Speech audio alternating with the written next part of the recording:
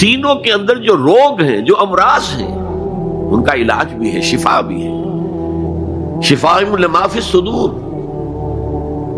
تیسرے درجے میں وہ ہدایت ہے، وہ بتاتی ہے کدھر جاؤ کدھر نہ جاؤ۔ جیسے آپ نے دیکھا ہوگا پہاڑی راستوں پر قدم قدم کے اوپر کوشن ہوتا ہے، یہاں سپیڈ کم کر لو ورنہ تم کسی کھائی میں جا گرو گے۔ تو یہ ہدایت کیا ہے؟ دیکھو ادھر مت جانا، ادھر جاؤ، اگر ادھر جاؤ گے تمہارا سارا معاملہ تلپٹ ہو جائے گا۔ یہ ہے ہدایت۔ اور جو چیز دنیا میں ہدایت ہے وہ آخرت میں رحمت ہے، ہدی و رحمت للمومنین۔ اب میں چاہتا ہوں ان چار الفاظ میں جو ربط ہے اسے سمجھیں۔ دیکھیے اگر کسی ایسی زمین پر بارش برسے جو اوپر سے بہت سخت ہے تو پانی بہہ جائے گا، زمین میں جذب نہیں ہوگا تو کوئی روئیدگی پیدا نہیں ہوگی۔ اگر دل سخت ہے تو قرآن مجید ان پر کوئی اثر نہیں کرے گا۔ اس کے لیے سب سے پہلے موعظہ کی ضرورت ہے، واعظ کی ضرورت ہے، نصیحت کی ضرورت ہے تاکہ دل نرم پڑ جائے۔ انسانی دل جب سخت ہوتے ہیں تو ان کی سختی چٹانوں سے زیادہ ہوتی ہے۔ سورہ بقرہ میں فرمایا ثم قست قلوبکم فہی کالحجارۃ او اشد قسوۃ۔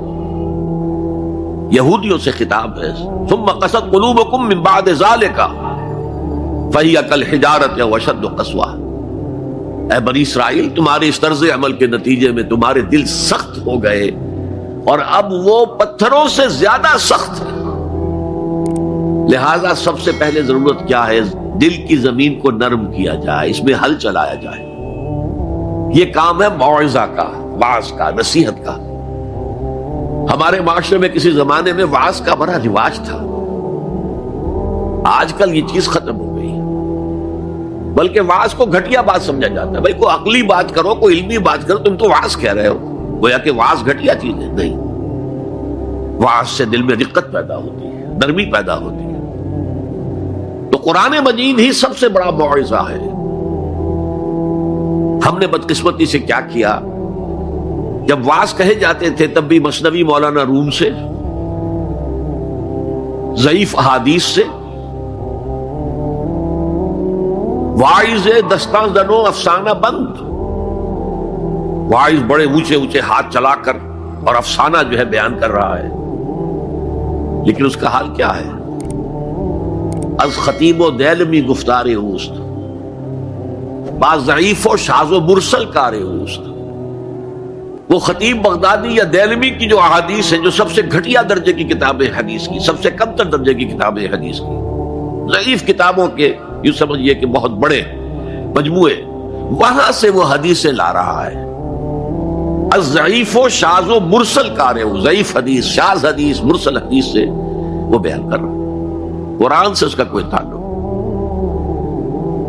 قرآن مجید سب سے بڑا واعظ ہے۔ یا ایھا الناس قد جاءتکم موعظۃ۔ یہ دل کو جب نرم کرتا ہے تو پھر اس میں جذب ہوتا ہے، یہ سیکنڈ سٹیپ ہے اس کا۔ اور جب دل میں جذب ہوگا تو دل کے اندر کی بیماریوں کو دور کر دے گا۔ دل کے اندر کی بیماریاں کون سی ہیں؟ تھرومبوسس نہیں، انجائنا نہیں، وہ اور ہے۔ وہ دل کی بیماریاں جن کے لیے قرآن شفا ہے، وہ ہے تکبر، حسد، حب مال، حب دنیا، حب جاہ، حب شہرت۔ یہ ہیں وہ چیزیں کہ جو اصل ہیں، جو دل کے امراض ہیں، ان سب کو جڑ سے نکال کر پھینک دے گا قرآن حکیم۔ یا ایھا الناس قد جاءتکم موعظۃ من ربکم وشفاء لما فی الصدور۔ وہ ہدن اور وہ ہدایت ہے، انفرادی زندگی کے لیے بھی ہدایت ہے، اجتماعی زندگی کے لیے بھی ہدایت ہے۔ کبھی اگر سورہ فاتحہ پر آپ غور کریں جو ہماری نماز کا جزو لازم ہے، تو ہم پہلے کہتے ہیں الحمدللہ رب العالمین الرحمن الرحیم مالک یوم الدین ایاک نعبد و ایاک نستعین۔ یہ ہدایت تو ہمیں پہلے ہی ملی ہوئی ہے۔ پھر جو ہم کہتے ہیں اہدنا الصراط المستقیم، اللہ کو ہم نے پہچان لیا، اسے رب العالمین مان لیا، اسے رحمان مان لیا، اسے رحیم مان لیا۔ اگر آپ کو ہماری ویڈیو اچھی لگی ہو تو ہمارے چینل کو سبسکرائب ضرور کریں۔ ڈاکٹر اسرار احمد رحمت اللہ علیہ کی وفات کے لیے سورہ فاتحہ پڑھ کر کامنٹ میں آمین لکھیں۔ شکریہ۔